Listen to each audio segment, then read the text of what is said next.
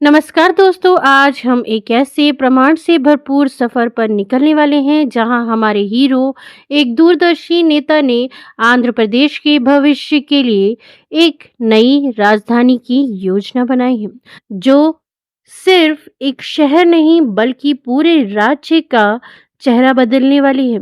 इस वीडियो में हम आपको बताएंगे कि इस बड़े बदलाव के स्क्रीन प्ले में कौन से ट्विस्ट एंड टर्न्स हैं और कैसे ये महाकल्प योजना एक नई ऐतिहासिक धारा को जन्म दे सकती है। तो चलिए बढ़ते हैं इस दिलचस्प रोमांचक सफर की तरफ। अगर कभी भी आप गूगल में सर्च करते हैं तो आपको आंध्र प्रदेश की राजधानी अमरावती ही दिखेगी। ये है अमरावती का एक मैप। अमरावती का एक ऐसा मैप जो कोई भी देखे तो यही कहेगा, अगर जिस दिन ये राजधानी बन गई, ये बड़े बड़े सिटीज को मात दे सकती है। इस मैप को लंदन और सिंगापुर के सबसे बेहतरीन आर्किटेक्ट ने बनाया है, जो दिल्ली के लुटियन जोन से और न्यूयॉर्क के सेंट्रल पार्क से प्रेरित है। अमरावती भारत का सबसे आधुनिक और विकसित शहर बनने जा रहा था। अब आपके मन में भी कई सवाल उठ रहे होंगे, जैसे अमरावती को आंध्र प्रदेश की राजधानी क्यों बनाया गया? हैदराबाद को आंध्र प्रदेश से क्यों अलग किया गया? इस प्रोजेक्ट की शुरुआत कब और किसने की थी? क्या ये प्रोजेक्ट अभी तक पूरा हो चुका है? अमरावती को अन्य शहरों से ज़्यादा आधुनिक क्यों बनाया जा रहा है? इस प्रोजेक्ट का बजट आखिर क्या था? और क्या वजह है कि यह प्रोजेक्ट अभी तक पूरा नहीं हो पाया? इन सवालों के जवाब जानने के लिए आइए बढ़ते हैं अमरावती प्रोजेक्ट की तरफ। आज मैं इस वीडियो में आपके सभी सवालों का जवाब देने आई हूँ।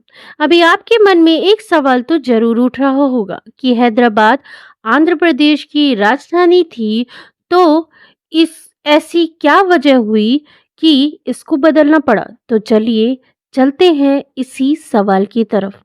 आज हैदराबाद पूरी तरह से आंध्र प्रदेश से अलग हो चुकी है। 2 जून 2014 से अमरावती आंध्र प्रदेश की राजधानी बन चुकी है। हैदराबाद आंध्र प्रदेश से इसलिए अलग हुआ क्योंकि पहले आंध्र प्रदेश में तेलंगाना था और इसी वजह से तेलंगाना आंध्र प्रदेश से अलग हो गया। फिर तेलंगाना के लोगों ने विरोध करना शुरू कर दिया और उनकी डिमांड थी हैदराबाद चाहिए। फिर काफी समय विरोध के बाद कोर्ट ने ये फैसला लिया कि 10 साल तक आंध्र प्रदेश और तेलंगाना हैदराबाद को साझा करेंगे। पर इस फैसले से आंध्र प्रदेश वाले बहुत दुखी थे, क्योंकि पहले तो तेलंगाना आंध्र प्रदेश से अलग हो रहा था और अब हैदराबाद को भी साझा करना पड़ रहा था। आंध्र प्रदेश की राजनीति में एक नाम जो हमेशा विकास और प्रगति के साथ जुड़ा है, वो कोई और नहीं, चंद्रबाबू नायडू जी हैं। चंद्रबाबू नायडू जी का जन्म 20 अप्रैल 1950 को नवरपल्ली, तिरुपति में हुआ था। उन्होंने अपने जीवन की शुरुआत एक साधारण परिवार से की थी, लेकिन उनके सपने बड़े थे। 1995 में राजनीति में आने के बाद चंद्रबाबू नायडू जी ने हैदराबाद को एक नए युग में ले गए। उन्होंने शहर को कचरे से भरी हुई गलियों से एक आधुनिक और विकसित शहर में बदल दिया। उनकी योजनाओं और प्रयासों ने हैदराबाद को एक आईटी हब बना दिया, जिससे लाखों लोगों को रोजगार मिला। 2014 से 2019 तक चंद्रबाबू नायडू जी ने आंध्र प्रदेश के मुख्यमंत्री के रूप में राज किया। उन्होंने राज्य के लिए नए सपने देखे और उनको पूरा करने के लिए काम भी किया। उन्होंने वादा किया था कि आंध्र प्रदेश को एक नई राजधानी देंगे जो हैदराबाद से अधिक उन्नत होगा। चंद्रबाबू नायडू जी की कहानी एक सच्चे विकसित पुरुष की कहानी से प्रेरित है, जिन्होंने अपने काम से लोगों का दिल जीत लिया। वह एक प्रेरणा है उन लोगों के लिए जो अपने सपनों को पूरा करना चाहते हैं। चंद्रबाबू नायडू जी का एक सपना। चंद्रबाबू नायडू जी ने अपने लोगों को वादा किया था कि वह एक नई राजधानी बनाएंगे जो उन्हें गर्व से भर देगी। उन्होंने कृष्ण नदी के किनारे 217 किलोमीटर की जगह को चुना और उसे अमरावती का नाम दिया। चंद्रबाबू नायडू ने सोचा था कि नदी के किनारे बसा हुआ शहर बहुत ही अच्छा होगा, वहाँ बिजनेस भी अच्छा होगा और लोगों के कई काम भी पूरे हो सकेंगे। उन्होंने दुनिया भर से आर्किटेक्ट्स को बुलाया और उनसे एक ऐसा नक्शा बनाने को कहा जो कि आंध्र प्रदेश की पूरी तस्वीर को बदल देगा।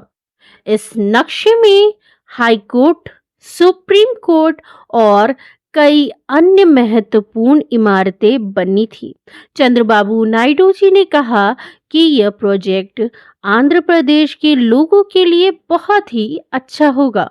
ये उनके लिए एक नई शुरुआत होगी। लोगों ने चंद्रबाबू नायडू के इस सपने को देखा और उन्हें लगा कि यह सचमुच एक अच्छा सपना है। उन्होंने चंद्रबाबू नायडू जी का साथ दिया और अमरावती को एक नई शुरुआत देने में भी मदद की। अमरावती की एक नई शुरुआत। चंद्रबाबू नायडू ने अमरावती के लोगों के सामने एक भावपूर्ण भाषण दिया। उन्होंने कहा, मैं आपके सामने एक अनुरोध लेकर आया हूँ। मैं चाहता हूँ कि आप अपनी जमीन का कुछ हिस्सा मुझे लीज पर दे दे। लोगों ने पूछा, क्यों? ये जमीन तो हमारी है, आप इसका क्या करोगे? चंद्रबाबू नायडू ने समझाया, मैं अमरावती को एक नई शुरुआत देना चाहता हूँ। मैं चाहता हूँ कि यह शहर विकसित हो और इसके लिए मुझे जमीन की जरूरत है। किसानों ने सोचा, यह सचमुच एक अच्छा विचार है। हम अपनी जमीन का कुछ हिस्सा तो दे ही सकते हैं। चंद्रबाबू नायडू ने कहा, मैं आपको विश्वास दिलाता हूँ कि आपकी जमीन का उपयोग अमरावती के विकास के लिए किया जाएगा। आपकी जमीन की कीमत भी बढ़ेगी। लोगों ने चंद्रबाबू नायडू के प्लान को मान लिया और उन्होंने अपनी जमीन का कुछ हिस्सा लीज पर देने के लिए सहमति भी व्यक्त की। इस तरह अमरावती के विकास का रास्ता भी साफ हो गया और चंद्रबाबू नायडू जी ने किसानों के लिए भी एक अच्छी योजना बनाई थी। उन्होंने कहा, जो किसान मुझे अपनी जमीन देंगे, उन्हें घर और दुकान बनाने के लिए जगह भी दी जाएगी। साथ ही उन्हें सालाना पैसे भी मिलेंगे। इस योजना से बहुत से किसान किसान खुश हुए और उन्होंने जमीन देने का फैसला भी किया। ये सारा काम जल्दी ही हो गया। इस परियोजना से बहुत से क्षेत्र शामिल थे, जैसे IT sector, media sector, bank और हॉस्पिटल। चंद्रबाबू नायडू ने चंद्रबाबू नायडू ने पर्यावरण का भी बहुत ध्यान रखा। उन्होंने अधिकांश जगह को हरित क्षेत्र में बदलने का फैसला भी किया। अब अमरावती की योजना तैयार हो चुकी थी। चंद्रबाबू नायडू की यह योजना अमरावती के लिए एक नए युग की शुरुआत थी। इस कहानी में एक दुर्भाग्यपूर्ण मोड़ भी आता है, जहां 2019 में इलेक्शन होते हैं और इस समय नाथ मोहन रेड्डी ने आंध्र प्रदेश की मंत्री की पदवी को संभाला। रेड्डी जी ने आते ही अमरावती को मुख्य शहर से हटा दिया, जिसने अमरावती के विकास को एक दुर्भाग्यपूर्ण मोड़ पर ला खड़ा कर दिया। उन्होंने अमरावती के विकास के लिए चल रही परियोजना को भी बंद करवा दिया, जिससे किसानों और नागरिकों को बहुत बड़ा नुकसान हुआ। अमरावती की स्थिति और ज्यादा खराब हो गई। जहां इमारतें बनी थी वहां कूड़ा और कचरा फैला हुआ है। सड़कें टूट गई और किसानों की जमीन बर्बाद हो गई। लोगों ने अपने सपनों को टूटते हुए देखा और उनकी उम्मीदें धूमिल हो गई। किसानों ने रेड्डी जी के खिलाफ विद्रोह किया, पर वहीं रेड्डी जी ने कोर्ट में अपील की कि नायडू जी की योजनाओं को रद्द किया जाए, लेकिन सरकार ने उनकी बात नहीं सुनी और अमरावती का विकास ठप हो गया। इससे अमरावती की जनता सरकार के खिलाफ हो गई और शहर में अशांति फैल गई। लोगों ने अपने अधिकारों के लिए लड़ना शुरू किया और अमरावती की स्थिति बद से बदतर हो गई।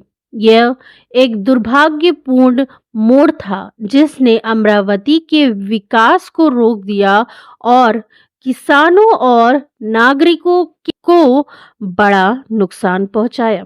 अमरावती के इस कहानी पे एक नया अध्याय भी जुड़ता है। नायडू जी फिर से अमरावती के लिए लड़ना शुरू करते हैं।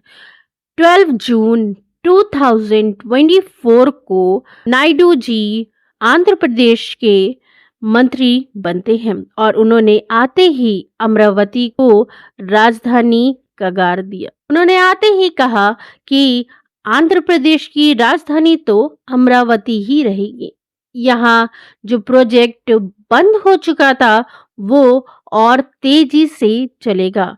लोगों ने उनकी बात मानी और अमरावती के लिए लड़ना जारी रखा, लेकिन पैसों की कमी भी थी। नायडू जी ने लोन के लिए भी कई बैंकों से अपील की और तो उन्होंने कई बड़े कंपनियों और कई बड़े मंत्रियों से अमरावती के प्रोजेक्ट के ऊपर अमाउंट लगाने के लिए भी बोला। उन्होंने ये कहा कि हमारे अमरावती को एक विकास की जरूरत है।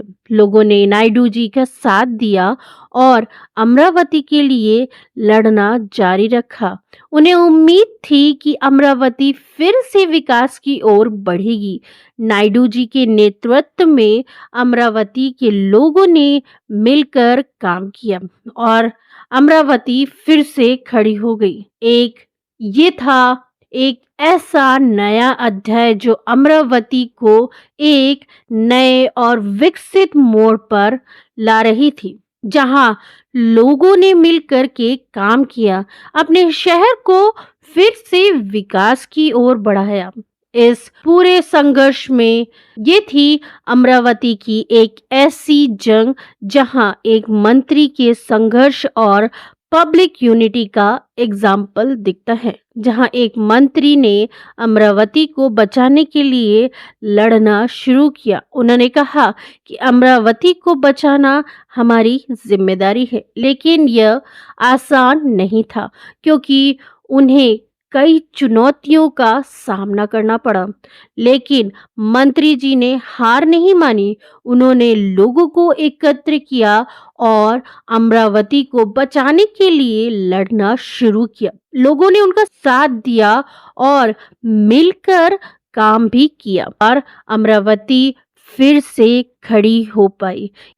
अगर आपको ये वीडियो पसंद आती है तो प्लीज़ हमारे वीडियोस को लाइक, सब्सक्राइब एंड शेयर जरूर कीजिएगा।